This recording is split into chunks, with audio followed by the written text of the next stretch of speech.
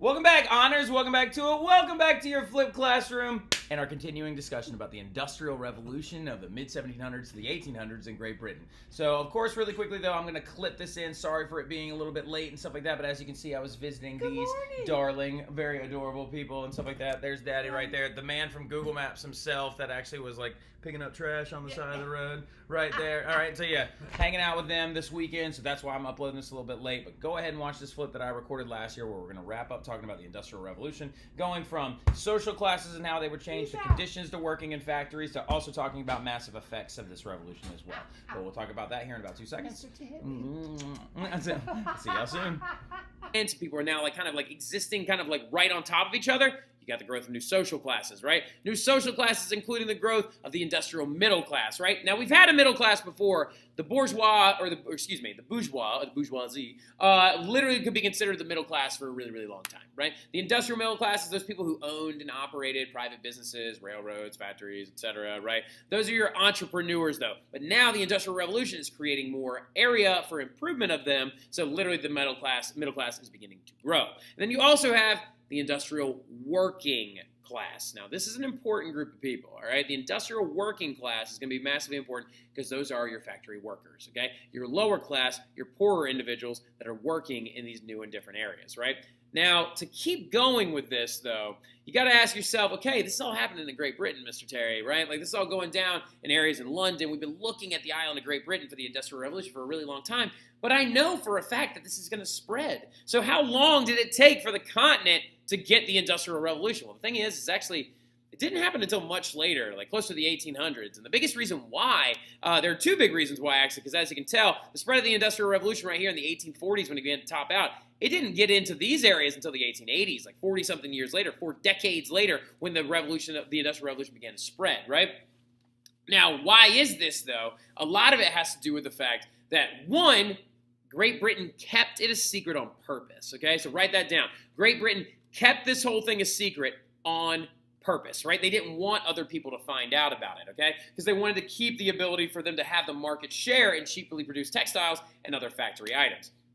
And the second reason why is because, what's going on the continent for a really long time, right? Starting in 1789, going all the way into 1815. The French Revolution and the Napoleonic Wars are going to prevent the spread of the Industrial Revolution for some time, right? But by the 1850s, Britain just doesn't care anymore, and they just kind of start showing off, right? And that is actually demonstrated in this one very famous building called the Crystal Palace, right? Where literally by 1850, Britain's like, we got nothing to hide anymore. Come look at all of our stuff, right? And they built this huge, this massive expo center called the Crystal Palace, right? And it was made out of glass and ironwork, and it was absolutely massive. And they would literally have trade shows in there where they could show off all the different items that were being produced during the Industrial Revolution and showing how far advanced Great Britain was over everyone else, right? So the other big thing about it, though, is some of you are asking, well, Mr. Terry, is the Crystal Palace still there to this day? And well, the thing about it is, no, it's actually not there anymore. It actually caught fire later on in the late 1800s and stuff like that and burned down.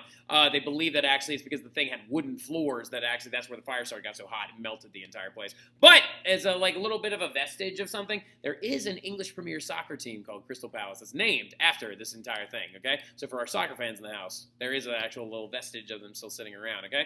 Now, what about the urban worker and the working class, right? What's their life like? What are they going through day to day in this entire expanse of the Industrial Revolution? Is it an easy life for them, or is it a very, very hard life? Well, the big thing to actually kind of understand is that it is a really tough life, right? Because there's going to be 2 places that you might end up working. It's either going to be in the factories or it's going to be in the mines, right?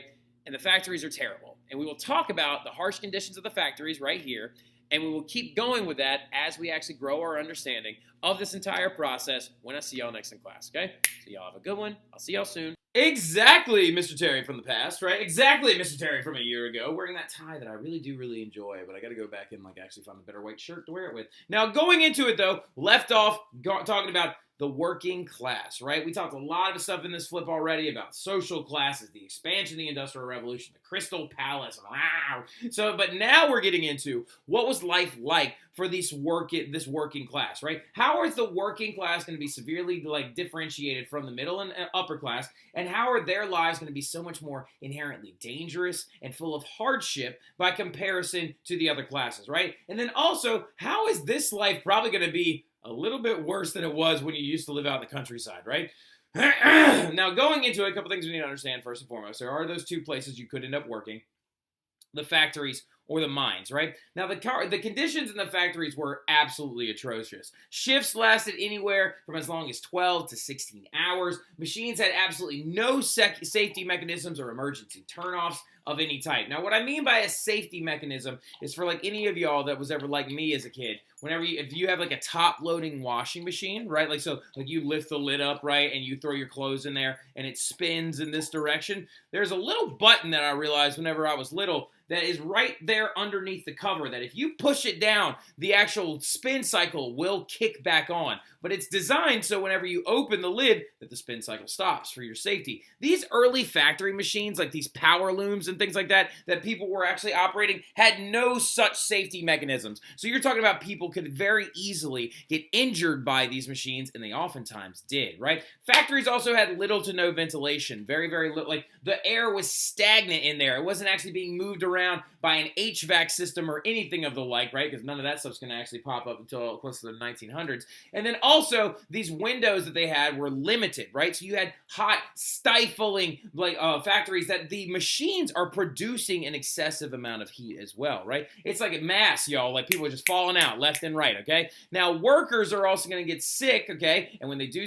get sick, they oftentimes got fired, right? Now, the other big thing that we need to understand is that this work was not limited to men. Early on in the Industrial Revolution, especially in the earliest phase of the Industrial Revolution, child labor was excessively used, and there was also a gender division of labor. And what we're getting at with that is you have to understand that men, women, and children had inherently different, or not inherently, had different assigned jobs, right? Women were oftentimes the people that actually ran the factory machines. Jot that down. Men were oftentimes the ones shoveling coal in a factory to feed the steam engines that actually fed the power source to the power looms themselves. And child workers were actually used to do a lot of other little things, including untangling like threads and bobbins and stuff like that from power loom machines, and then also fixing and repairing them. And their life in these factories was very, very harsh, and were oftentimes seen with for example, workers would be docked pay if there was any mistakes, and oftentimes kids could even be beaten by the managers and the factory overseers, right? Now, life of the working class is going to continue when we actually change lenses a little bit and we look at what life was like when you were working in a mine, right? Because the Industrial Revolution is going to create a higher demand for iron and coal, because you need more iron for the railroads, for the actual locomotives. You need more coal to make these machines. You need coal you need more coal to smelt the iron to make the machines. And the vicious cycle keeps running round and round, right? The Industrial Revolution will create that higher demand, so mines are going to need to be dug at an exponential rate. Now, miners are going to be paid more, but the conditions were actually far worse than factories, right? You're working in practical darkness. You also have 500-pound mine carts that could fall backwards on you at any moment in time. Cave-ins, collapses, explosions, things like that. And another big one is a disease that you could get from working in the mines, right? Known as black lung disease, where the coal dust would actually cake up onto your actual lungs and cause a very, very, very, very, very atrocious disease that would lead to one's death, right? Now, something else we need to also understand, though, is that at the beginning of the Industrial Revolution, whole families worked in mines, okay? Whole families, as you can see right here, is a mother or maybe a cousin or something like that, and a couple of children right there. Entire family units entered into the mines. Your dad would literally go up to the mine operator or manager and would make a deal for you and your family, right? They'd be like, all right, you're going to pay me $12 an hour. You're going to pay my wife $7 an hour, and you're going to pay my kids $5 an hour. How's that sound? You know what I mean? And then you would all go in there together. But by the mid-1800s, it was just men, right? It was just men, because what's going to end up happening is you're going to see an excessive amount of liberal reform, okay? And like you're going to start beginning to see these new political perspectives popping up, which we'll talk about in the next phase of this unit, right? But classical liberals are going to demand that there be changes to working conditions to help out the working class, right? Now, what they don't realize is this inherent or unintentionally kind of really changes up society for the worse in a lot of ways. But we'll get to that. It's always better to prevent people from dying underground in a mine. But I'm saying, like, it's interesting because they began to say that women couldn't work underground anymore. And so that actually took work away from women. And a lot of it was actually just inspired by the fact that a lot of women were working underground, like, with limited clothing because it was so hot, right? Like, so, like, now, but going into it, they're going to end up passing this thing called the Mines Act of 1888. And it's actually going to prevent the actual working of underground of men. Now, I probably got the year wrong on that, but it's also known as the Mines Act, right? Now, child labor in the Industrial Revolution is going to be a heavy theme as well. Originally, children were actually some of the earliest factory workers. They actually were drawn from orphanages and foundling hospitals because early on, as you remember, a lot of these actual factories popped up in the countryside first, right? In the earliest part of the Industrial Revolution, a lot of the factories were out towards the countryside next to a river or a water source to create power on a water wheel that was used for the water frame. Well, the thing about it is that oftentimes these early factories reminded a lot of English citizens of poorhouses is what they're called, or basically large, very, very big government-funded workhouses, right? And a lot of people were like, I don't want to work in that. That's really scary. And so they had to actually find workers, and they pulled from orphanages, and they actually filled the earliest factories with children. And as the revolution advances, families and children will actually begin to enter into the work together. Now, children had some of the most dangerous jobs, right? They started working as early as 5 years old.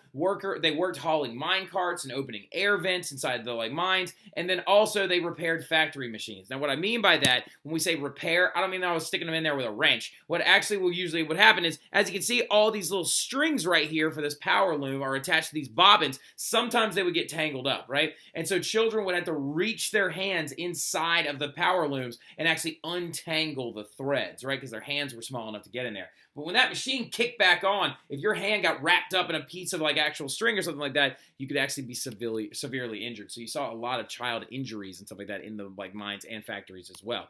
Now, so is the Industrial Revolution, when you're looking at it, is it inherently a good thing or is it an inherently bad thing, right? Well, the thing about it is both, okay? There are positives to the Industrial Revolution, and then there are also stark negatives. Now, some of the positives include the fact that there are more jobs, right? If there's more jobs, then there's going to be an increase in wages, so people are going to be making more money. Costs are also going to go down on a lot of products, which is a connection that a lot of y'all made, right? Textiles are going to become cheaper. Anything produced in a factory is going to become cheaper and more accessible to people in more classes. What you're also going to see, though, as well, as a massive positive, is the rise in labor unions, right? What labor unions are organizations of workers that come together to fight for workers' rights, right? Labor unions are going to actually be seen early on in the Industrial Revolution as these things called amalgamated societies, and the idea is that workers would come together and begin to demand things from their from the factory owners and the mine owners, right? And what are some methods that labor unions would use to get these things accomplished? Write these things down. They would sometimes go on strike, or they might boycott goods coming from this area, right? And we'll talk about that, what that means a little bit more in class, right? But now the stark negatives to this thing is we need to understand is that by the 1800s coming to a close, wages are going to begin to do what's called stagnate, right? Now, a stagnation in wages means they plateau, right? Like they go up, up, up, up, up, up, up, and they plateau off, right? And they don't stop they stop rising at such a dramatic rate. And it's going to lead to a fixed amount of labor cost that's going to actually hurt the lower class in a very large way. Also, we need to understand that the Industrial Revolution is going to lead to the death of children and people in general, right? People are going to be injured and disfigured, like this child right here who has an injury from one of the power looms kicking back on when he was trying to repair it and fix it, right? Terrible working conditions are a massive negative. And then also the big one, pollution, right? Pollution is going to be absolutely terrible. You're going to see human waste spilling into the Thames River in England, and it's going to be so bad that pollution apparently even dictated the evolution of animals, right? So that right there is what's known as an English pepper moth, right? Pepper moths are actually supposed to be this color right here. They're supposed to be this peppery white and dark blotch spots moth, and they use this camouflage pattern to blend into trees inside of Great Britain, right? Now, an interesting thing about these pepper moths, though, is that these ones are the ones that are supposed to live. These dark black ones are supposed to die because they're easier for birds to see. But after the Industrial Revolution, coal dust caked all over these different trees, right? All over trees throughout Great Britain because of all the coal being used in the factories. And what's going to happen is Now, these guys were the ones that were standing out and getting eaten by birds, and the black ones were the actual ones blending in, right? So literally, pollution from the Industrial Revolution even dictated the natural world, right? So we're going to pick up right there when we actually get back into the class, and we're going to start talking about a lot of big political perspectives when I see y'all again, okay? Y'all have a good one.